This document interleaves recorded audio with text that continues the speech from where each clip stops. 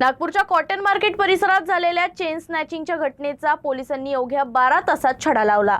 Crime ब्रँचच्या chain snatching विरोधी पथकानं कारवाई करत 3 आरोपींना अटक केली आहे। आरोपींकडून सोन्याचे लॉकेट, गुन्ह्यात वापरलेली दुचाकी आणि 2 मोबाईल असा सुमारे 1.5 लाख रुपयांचा मुद्देमाल जप्त करण्यात आलाय। यातील 2 आरोपींवर यापूर्वीही गुन्हे दाखल आहेत। ही घटना गणेशपेठ पोलीस ठाण्याच्या हद्दीतील कॉटन मार्केट परिसरातील आहे। रविवारी सकाळी सुमारे 9 वाजता पाणीपुरीचा ठेला लावणारे रजत गुप्ता सामान खरेदी करण्यासाठी रस्ता ओलांडत होते। याचवेळी आरोपींनी त्यांचा पत्ता विचारण्याच्या बहाण्याने संवाद साधला। संधी साधत आरोपींनी रजत यांच्या गळ्यातील सोन्याचं लॉकेट हिसकावलं आणि दुचाकीवरून पसार झाले।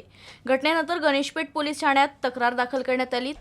त्यानंतर क्राईम ब्रांचच्या चेन स्नॅचिंग विरोधी पथकानं समांतर तपास सुरू केला। घटनास्थळासह परिसरातील सीसीटीव्ही फुटेज तपासण्यात आले। तसंच गुप्त माहितीच्या आधारे आरोपींचा शोध सुरू करण्यात आला। तपासादरम्यान पोलिसांच्या हाती आरोपींबाबत महत्त्वाचे धागेदोरे लागले। त्यानंतर अवघ्या 12 तासात पोलिसांनी 3 आरोपींना अटक केली।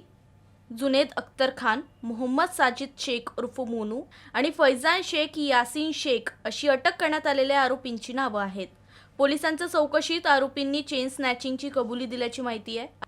आरोपींकडून सोन्याचे लॉकेट, गुन्ह्यात वापरलेली दुचाकी आणि 2 मोबाईल असा सुमारे 1.5 लाख रुपयांचा मुद्देमाल जप्त करण्यात आलाय।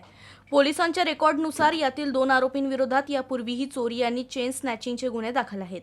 आरोपींना नशेचं व्यसन असल्याचंही तपासात समोर आलंय। सध्या 3ही आरोपींना वैद्यकीय तपासणीनंतर पुढील कायदेशीर कारवाईसाठी गणेशपेठ पोलिसांच्या ताब्यात देण्यात आलाय। या आरोपींनी यापूर्वी आणखी किती गुन्हे केले आहेत याचा तपास पोलिसांकडून सुरू आहे।